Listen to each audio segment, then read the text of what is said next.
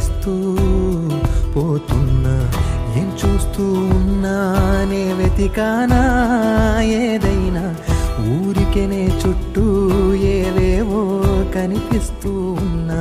కదలని ఓశిలనే అయినా త్రుటిలో కరిగే కలనే అయినా, ఏం తేడా ఉందట నువ్వెవరంటూ అడిగిదు నన్నెవరైనా, ఇల్లాగే కడదాకా ఓ ప్రశ్నే ఉంటానంటున్నా, ఏదో ఒక బదులైనను చెరబొద్దు